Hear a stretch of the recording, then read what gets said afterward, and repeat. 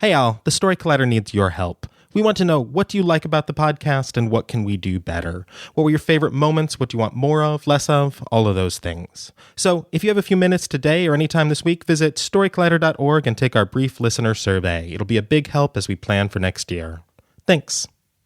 A science story, huh? These NYU scientists, I felt right. I was so And I just thought, well, I had figured it out it was that golden moment. because science was on my side.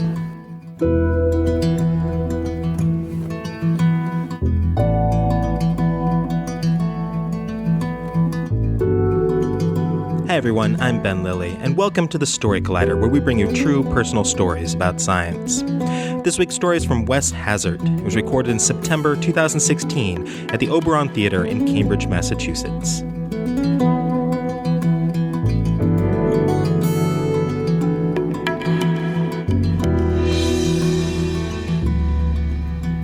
So I, for the last decade plus, have been a stand-up comic in Boston, and it has been the great privilege and project of my life. I really love it, but there's all different kinds of nights. And I want to tell you about a night that was my greatest professional achievement as a comic, the weirdest night I've ever had doing comedy ever, and also the closest I've ever come to death. Yeah, and that last part is because when I was 15, I was diagnosed with Crohn's disease. And in the years since, it's gotten a lot more awareness. But back then, I had to rely on my doctor's layman's term definition, where he explained that Crohn's disease is an immune disorder where if you imagine a normal, healthy person's small intestine as a 4-lane highway, a Crohn's disease patient will sometimes will go down to 2 lanes or sometimes just get completely blocked off. And I've been dealing with that for a while. And day to day, unfortunately, it does not affect me that much, which is great. But when it's bad, it's really bad. It's gotten pretty scary a couple times. And my doctor has always told me that, dude, straight up, you got 10 out of 10 Crohn's disease, all right? And even though I've never been a particularly strong or interested student in the hard sciences, this experience has given me a lot of perspective on the stresses and perils that the human body can get into. So that's been fun. And this was back in 2010. It was a Friday the 13th. I should have known something was going to be bad. And I'd been having a rough week with Crohn's. I was feeling just generally weak, pretty nauseous, not eating particularly well, not a lot of energy. But I am booked that Friday night to do a show at the Comedy Studio, which is a comedy club actually right up the street in Cambridge. Comics love to go there. It's always a fantastic time. The audiences are really great. And that night, I'm just laying in bed. I don't want to go. I just want to sit here, watch Netflix. I don't want to move, but I'm booked. I don't want to be that guy who cancels. They have to find a replacement, whatever. And also, it is a really fun time. I don't want to deny myself of having that good show. So I decide to just suck it up, go down, and I go down and do the show and have a good set. It's actually a very good set. I have a good time. There's a bachelorette party in the front row. Which I don't know if you've ever been to a comedy show. Generally, that means death, all right? But they were fantastic, all right? We're interacting. Things are great. I'm loving it. I get off stage, and I'm like, cool. I'm really glad I came out. I don't even feel that bad. I have, like, the stage rush, the adrenaline. Like, I don't feel particularly awful. I'm like, I'm glad I came out. Awesome. Sit down to watch the rest of the show. About 10 minutes later, I just realize, oh, okay, I got to pee. Let me go to the men's room. So I get up, go to do my thing. I'm standing at the stall doing my thing. About 5 seconds in, I just get hit with a wave of, oh, no. Like, this is bad. My heart rate just jumps. I start breaking out into a sweat, and I'm just starting to panic because I have a little bit of perspective on pain and panic and, what could happen. And I will tell you, again, perspective. I have had nights where it hurt so much that I couldn't lay down. I had to sleep in, like, an office swivel chair, sleep in an office swivel chair. I've had days where I vomited vegetables that I'd eaten 5 days prior that came out pretty much intact because I couldn't digest them. When I was 15 and I went into the emergency room for the first time ever, I was 5'7" and I weighed 77 pounds. All right, so I know a little bit about what can go wrong. This is a whole different category. This is like panic mode. Alarm bells are going off. Very, very bad. And the last thought that I had was, everything is wrong. Like, I just had that thought. And then I wake up and I'm like on the ground and I'm looking up and there's a dude with brown hair. He's standing above me and he's freaked out. He's more scared than I am. He's like, I recognize him from the crowd. He's like, oh my God, are you all right? And he's like, he's helping me up. He's like, do we need to call anybody? Should I get someone? I'm just like, no, cool. I'm just, give me a second. And like, to this day, like 6 years later, I don't remember if he saw my dick when I was on the ground. Like, I can't recall. I don't know. I wake up at night panicking sometimes, like, oh, did it happen? I don't know, whatever. But if he did, he was totally cool about it, all right? So he didn't say anything. He gets me up and he's like, can I help you up? And like, sorry, cool. We get out and we move out into the hallway. Now, it's a comedy club, very tight architecture. I got my back to the men's room door. There's about a 2.5-foot hallway. You got the server station right here or the cash register. Right across the hall, there is the women's room door. People know that something has happened. They're coming up to me. Someone gives me a glass of water, like, hey, do we need to call anybody? And I'm just like, no, I'm trying to de-escalate. Like, don't worry about it. I'm going to be fine. Everything's cool, which is a complete lie because immediately after I said that, I passed out again, this time off my feet and crashed through the women's room door, all right? Yeah. So now I'm in there, body in the women's room, legs out in the hallway, and this time I wake up to a girl standing over me, and all she's saying is, this is the women's room. Like,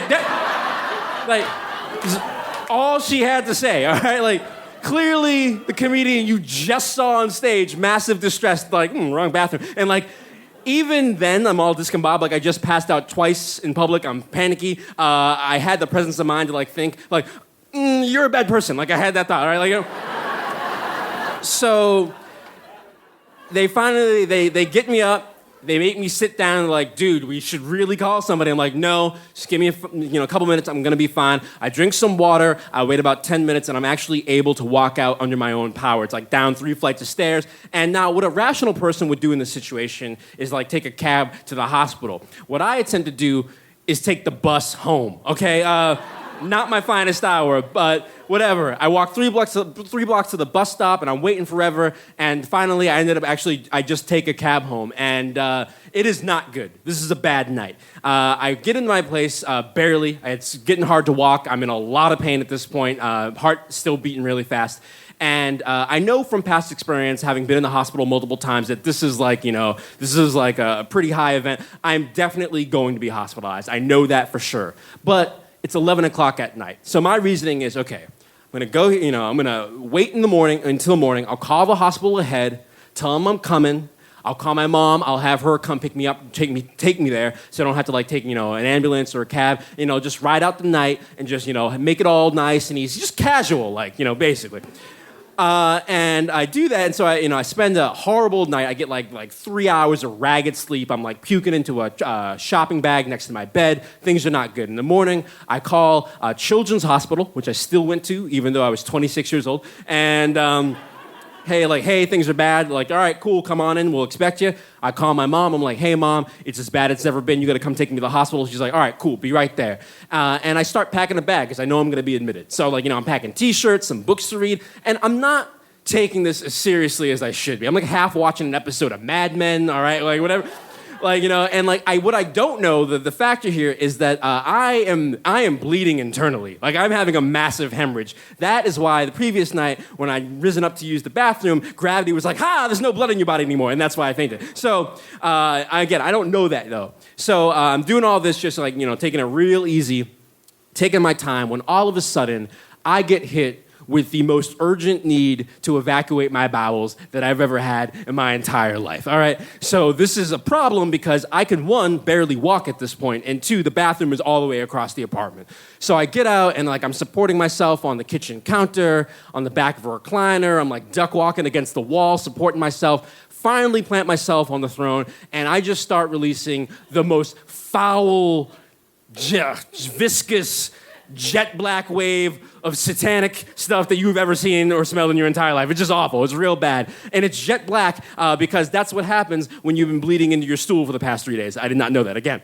And at first, it was kind of relieving. I'm like, oh, God, thanks. Oh, that felt great.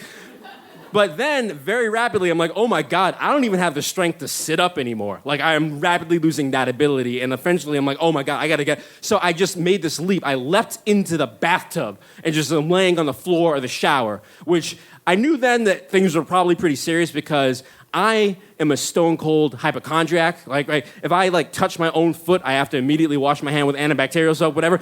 But I am laying on the filthiest surface of the entire house, and I could not care at all. I'm just like, oh my God, the shower floor is just so cool and sweet and relieving. And my roommate had just showered like 30 minutes over, so it was a little bit damp too. I was like, oh, this is beautiful. And like I'm just thinking like, oh my God, I could just pass out here. I could just totally just go to sleep right now. Just let it go. I feel comfortable. I can, and then eventually I'm like, get out of the goddamn bathtub. You're not dying in here, Wes. All right, so I jumped up, threw some underwear on, jumped out into the living room, threw myself on the couch, and I shouted to my roommate, like, yo, Dave! And he comes out, and he sees me, like, in that condition. He's like, ah! But then he looked into the bathroom and saw all that mess, and he was like, ah! And, like, that is when I knew that I'd probably live, because I still had my sense of humor.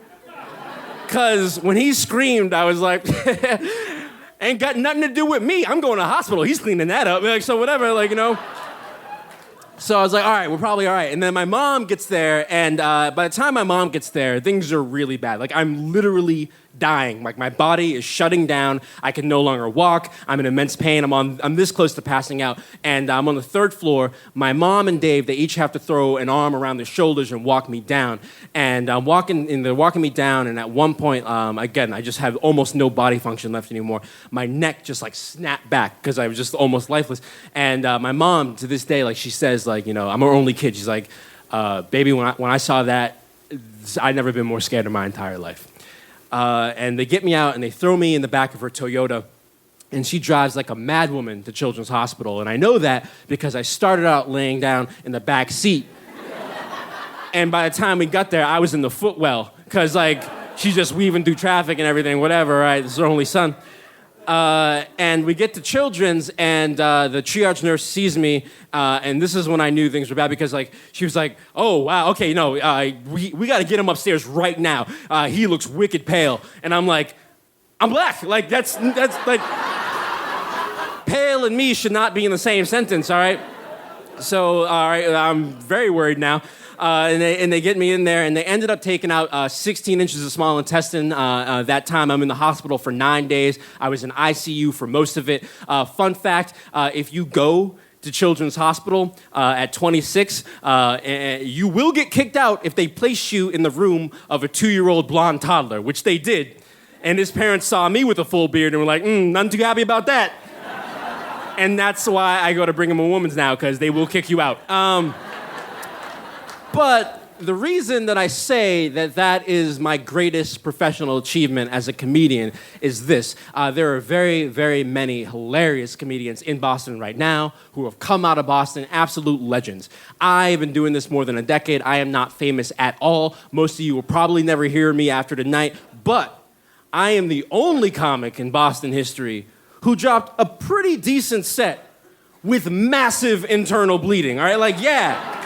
That was me. You can have the Tonight Show. I did that, all right? You guys have been fantastic. Thank you so much.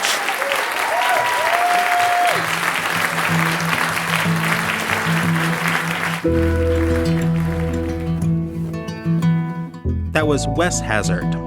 A New England native, Wes was named one of 5 Boston comedians to watch by the Boston Globe magazine. Wes is a multiple-time winner on the Moth Story Slam stage, and his book, Questions for Terrible People, is forthcoming in October 2016 from Adams Media.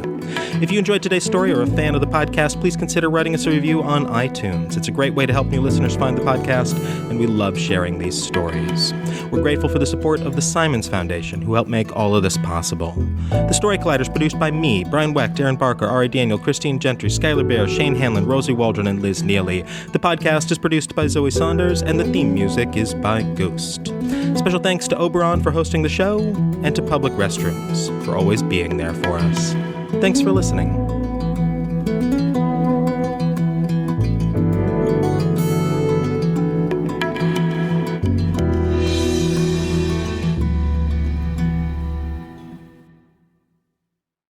Say goodbye to your credit card rewards. Greedy corporate mega stores, led by Walmart and Target, are pushing for a law in Congress to take away your hard-earned cash back and travel points to line their pockets. The Durbin-Marshall credit card bill would enact harmful credit card routing mandates that would end credit card rewards as we know it. If you love your credit card rewards, tell your lawmakers, hands off my rewards. Tell them to oppose the Durbin-Marshall credit card bill.